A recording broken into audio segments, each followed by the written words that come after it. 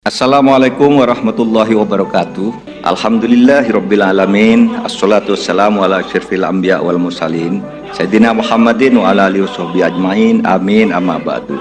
Masuki era bonus demografi Indonesia, Capres nomor urut 3 Ganjar Pranowo meminta kalangan Gen Z dan milenial untuk memaksimalkan kesempatan tersebut sebesar-besarnya. Ganjar mendorong para generasi penerus bangsa untuk berani menampilkan kemampuan dan potensi diri agar sejalan dengan tujuan pemerintah dalam menciptakan Indonesia Emas 2045. Ganjar memaparkan kepada anak muda untuk tidak takut terhadap perkembangan zaman dan budaya asing yang menggerus identitas bangsa. Terlebih, kemajuan teknologi yang kian pesat diharapkan Ganjar kepada anak muda untuk dijadikan tantangan supaya dimanfaatkan sebesar-besarnya dan bertujuan positif. Calon Wakil Presiden nomor urut 1 Muhaimin Iskandar bilang ada praktik politik uang jelang pemilu 2024. Ketua Umum PKB ini menegaskan pendukungnya ditawari uang dalam jumlah besar agar tidak mendukung pasangan calon Amin. Menurut Muhaimin, uang yang ditawarkan kepada pendukung Amin berbeda-beda bergantung ketokohannya. Terkait hal itu, Muhaimin memastikan segera menindaklanjutinya. Itu namanya money politics, di mana beberapa orang kami didatengin, diberi uang besar, kemudian tidak usah membantu mereka, tapi cukup berhenti membantu Amin. Bahkan uangnya dikasih tahu ke kita. Ya, tapi itu cara-cara tergantung masing-masing toko yang kami punya berbeda-beda. Nah, karena itu cara-cara seperti ini menurut saya tidak sehat. Biarkanlah semua bergerak sesuai aspirasi. Ya, kalau itu nanti datanya lengkap, karena beberapa toko itu nggak mau melaporkan, hanya membeli data. Ya, nanti kita cek. Tapi Amin berencana lapor? Pastilah kita rencana ngelaporin. Ya. Tim kampanye nasional Prabowo Gibran meminta Muhaimin mengungkap pihak yang menawarkan uang untuk berhenti mendukung pasangan Amin. Wakil Ketua TKN Habibur Rahman bilang jika pernyataan Muhaimin benar, maka harus segera ditindaklanjuti karena termasuk politik uang dan melanggar undang-undang pemilu.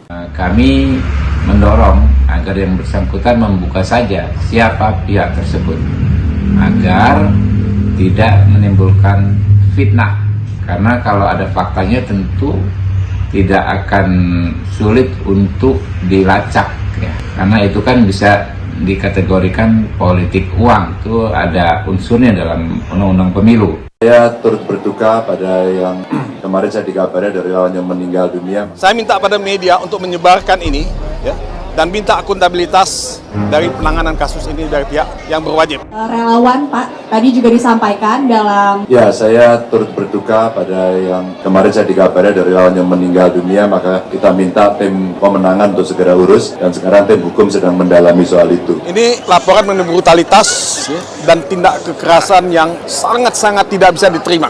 Ya. 1 meninggal dunia dan 4 orang mengalami luka-luka berat. Nah, yang meninggal dunia ya, itu ada di Klaten, di Yogyakarta, dan yang luka-luka itu 4 di Boyolali. Nah, mereka yang meninggal dunia ini adalah relawan ya, pendukung Ganjar Mahfud yang diduga mengalami kekerasan dan brutalitas dari pendukung paslon yang lain. Dan 4 yang luka-luka konon ya katanya mendapat ya luka-luka akibat ya penganiayaan yang dilakukan oleh oknum TNI ya, yang dilakukan di pos TNI setempat. Dan kalau itu benar, kami ingin minta kepada Panglima TNI untuk mengambil tindakan yang tegas dan mempertanggungjawabkan secara hukum mereka yang melakukan tindak kekerasan ini. Ini tidak bisa dibenarkan karena kita ini ingin pemilu yang damai, pemilu yang tertib, pemilu yang sesuai dengan aturan. Jadi semua brutalitas dan tindakan-tindakan yang kekerasan yang dilakukan itu melanggar hukum dan tidak bisa kita terima, dan kita akan memproses ini secara hukum sesuai dengan ketentuan yang berlaku. Jadi saudara-saudara sekalian, brutalitas ini membahayakan integritas pemilu. Kekerasan ini membahayakan masa depan pemilu kita karena ini menimbulkan iklim ketakutan ya,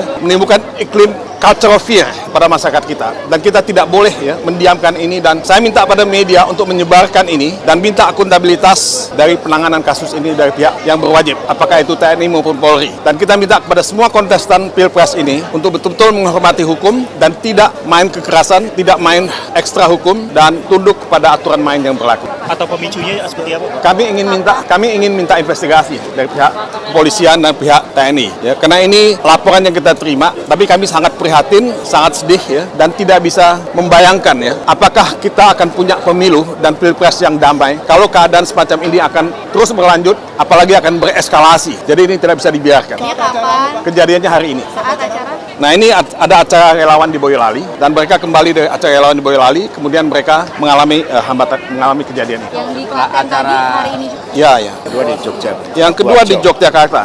Ya, Yogyakarta dekat Klaten lah gitu ya. Saya ini yang mungkin saya sampaikan pada hari ini ya. Nah yang menarik adalah anak muda yang bernama Gibran ini kok ya masih anak-anak sudah bikin rame gitu. Ramenya adalah kalau orang Betawi bilang ramenya rame nggak tahu diri. Lu anak kemarin sore, pendidikan lu kagak jelas, lu ngejabat wali kota karena nepotisme dari bapak lu, terus lu nyelonong selonong mau jadi cawapres, katanya sekolah Singapura, sekolah di Australia. Gua nggak denger tuh statement-statement yang menggambarkan lu pernah sekolah di sana.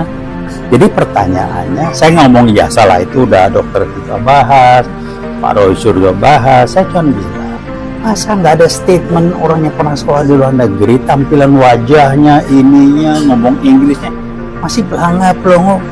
Jadi gue bilang, sekolah apa sih? Teruntuk terkhusus untuk paslon 2, saya ingin menanyakan Abang, mohon izin, apa langkah konkret koalisi Anda untuk meyakinkan pemilih muda bahwa Pak Prabowo itu tidak pernah melakukan penculikan? Jangan kemudian dengan slapstick gemoy ternyata pernah menculik, gemoy ternyata memilih cawapres dari hasil pembajakan konstitusi. Jangan kemudian gemoy dia pernah menjadi bagian dari sejarah kelam reformasi 98. Terima kasih Bang. Suara anak muda itu. Kawan, kita tahu di era Soeharto yang berkuasa selama 32 tahun, tatanan bernegara di Indonesia menjadi rusak. Negara dikelola untuk memperkaya keluarga dan kroni Soeharto. Dikenal dengan praktek korupsi, kolusi, dan nepotisme atau KKN. Rejim Soeharto tumbang berkat gerakan reformasi pada tahun 1998 yang menuntut dihapusnya praktek KKN. Namun ironi politik saat ini, setelah 25 tahun era reformasi, Presiden Jokowi melakukan praktek KKN. Korupsi, kolusi, dan nepotisme kembali merajalela. Berikut bukti dan indikasinya. 1. Korupsi. Setidaknya 6 menteri anggota kabinet Jokowi terbukti korupsi. Idrus Marham, Menteri Sosial, korupsi proyek PLTU Riau. Imam Nahrawi, Menteri Pemuda dan Olahraga, menerima suap dan gratifikasi dari KONI. Edi Prabowo, Menteri Kelautan dan Perikanan, menerima suap ekspor benih lobster.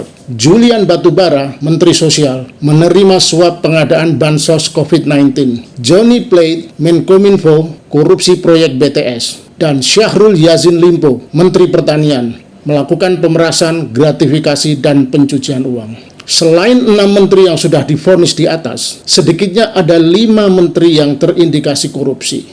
Mereka belum diproses, belum disidik. Kasusnya masih digantung dan diambangkan. Dan mungkin kasusnya dipakai sebagai sandera politik. Kebetulan kelima menteri ini tergabung dalam Koalisi Indonesia Maju. Mereka adalah Menko Perekonomian Airlangga Hartarto terkait izin ekspor minyak mentah kelapa sawit. Menteri Pemuda dan Olahraga Dito Aryo Tejo menerima aliran korupsi BTS. Menteri Investasi Kepala BKPM Bahlil Lahadalia kasus perizinan usaha pertambangan. Menteri BUMN Erick Thohir maraknya praktek KKN di BUMN.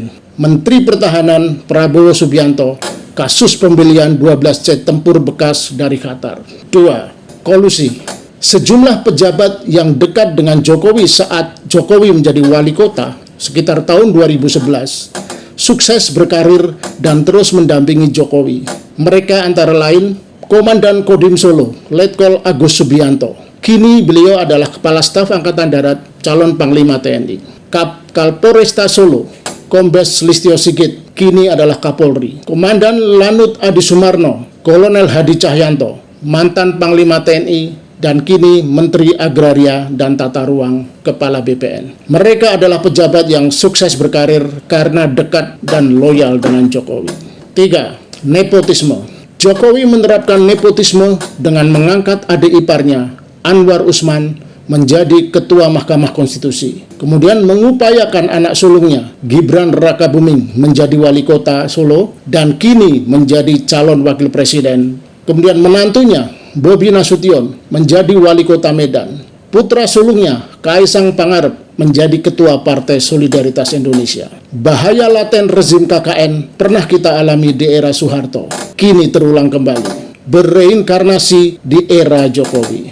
Dan kini menggunakan pasangan Capres-Cawapres Koalisi Indonesia Maju sebagai kendaraan untuk melanjutkan praktek rezim KKN. Mari kita lawan dan cegah agar rezim KKN tidak bisa berkuasa di Indonesia. Ternyata kasus EKTP ada udang di balik batu. Saya dipanggil sendirian oleh Presiden. Saya heran, biasanya memanggil itu berlima, ini kok sendirian. Dan dipanggilnya juga bukan lewat ruang wartawan, tapi lewat masjid kecil itu. Begitu saya masuk, Presiden udah marah. Teriak, hentikan. Kan saya heran, dihentikan, yang dihentikan apanya gitu kan. Setelah saya duduk, ternyata saya baru tahu kalau yang suruh hentikan itu adalah kasusnya Pak Setnov. Ketua DPR waktu itu? Ya, Ketua DPR waktu itu mempunyai kasus IKTP, supaya tidak diteruskan. Jadi ini sebuah kesaksian ya, dan fakta yang Pak Agus alami, bahwa Bapak dipanggil oleh Presiden untuk menghentikan kasus IKTP yang mentersangkakan Setia Novanto waktu itu menjadi Ketua DPR. Ya. Bapak bersaksi itu ya? Saya bersaksi. Ini menurut saya salah satu kekeliruan cara berpikir Pak Jokowi. Karena kan Pak Jokowi nganggap, alah yang penting ini kan semua orang ini ikut kekuasaan pada ujungnya. Kan cara berpikir Pak Jokowi begitu. Nanti kan beberapa kali pidato beliau kan begitu. Nanti ketemu lagi semua kan gitu. Seperti memang pengalaman dirinya kan. Ketika Pak Prabowo masuk, ya PAN masuk, Digabung kembali. Ternyata Bagi-bagi kue lagi. Kekuasaan yang paling penting itu. Bagi 1-2 orang itu berlaku. Tapi bagi Bu Mega tidak semua orang tidak bagi Bu Mega. Jadi Bu Mega masih konsisten ya. Bu Mega ya. Selama Ibu Mega di situ jangan coba-coba. Dan memang betul tidak menurunkan elektabilitas partainya. Faktanya sekarang kan 20-25. Sejauh yang kita baca, sampai sekarang belum ada satupun investor yang masuk ke sana. Coba kalau ada sebutkan misalnya 2 atau 1 gitu, investor mana yang sudah masuk ke sana. Yang saya dengar justru ada ratusan ribu hektar tanah sudah dikuasai oleh pengusaha-pengusaha tertentu sekarang ini. Siapa namanya anaknya Jokowi? Tahu semua, padahal demi Allah dia tidak akan memberimu syafaat di akhirat. Setelah dewasa diangkat menjadi rasul. Dewasa baru diangkat rasul, bukan 25 tahun. 25 tahun itu menjadi suami, menunjukkan pesan moralnya. Memimpin satu keluarga 25 tahun sudah boleh. Tapi kenapa Allah melantiknya menjadi rasul 40 tahun? Ada pesan moral. Di bawah 40 tahun belum bisa kau mimpin. Bisa, tapi resikonya besar. Siapa di antara mereka yang suka makan barang haram? Mereka yang terima uang pilkada ketika pencoblosan. Ini muka-muka serangan fajar semua ini. Saya dengar kabar di sini Balangan karena penduduknya sedikit, maka harga nyogoknya mahal. Siapa agama paling banyak di Indonesia? Agama apa? Islam, 88%. Berarti kalau ada pemimpin yang jahat, pemimpin yang korup, pemimpin yang tidak baik, itu karena Islam kalian tidak beres. Saya Islah Barawi terus terang merasa bahagia dan bangga atas penunjukan dari PDIP sebagai cawapresnya Pak Ganjar Pranowo kepada sesepuh saya dari Madura, Pak Mahfud MD. Kalau kita mau melihat sosok yang punya integritas, perjuangan terhadap negara ini demi tegaknya hukum, demi upaya-upaya untuk menghilangkan berbagai tindakan-tindakan kejahatan koruptif di negara ini, maka saya sangat bangga untuk mendukung Pak Mahfud MD. Seluruh masyarakat Indonesia yang masih berharap untuk tegaknya hukum di seluruh Indonesia, maka mari kita dukung Pak Mahfud MD. Beliau punya rekam jejak, tidak pernah punya kejahatan apapun dalam jabatan-jabatannya. Oleh karena itu, beliau adalah orang yang tidak pernah punya kejahatan masa lalu. Beliau juga tidak punya beban masa lalu, dan juga apa yang menjadi beban beliau hanyalah masa depan Indonesia. Mari kita bantu Pak Mahfud untuk mewujudkan berbagai keinginan masyarakat di Indonesia menjadi pemerintahan yang bersih, melawan korupsi, dan juga penegakan hukum yang betul-betul merata, tajam ke segala arah. Oleh karena itu, mari kita dukung Ganjar Mahfud. Merdeka! Tempat ini menjadi saksi bagaimana pidato Bung Karno selalu menggetarkan. Allah senantiasa menuntun kita di jalan yang diridhoinya. Aku qouli hadza, astaghfirullah li wa lakum. Wassalamualaikum warahmatullahi wabarakatuh.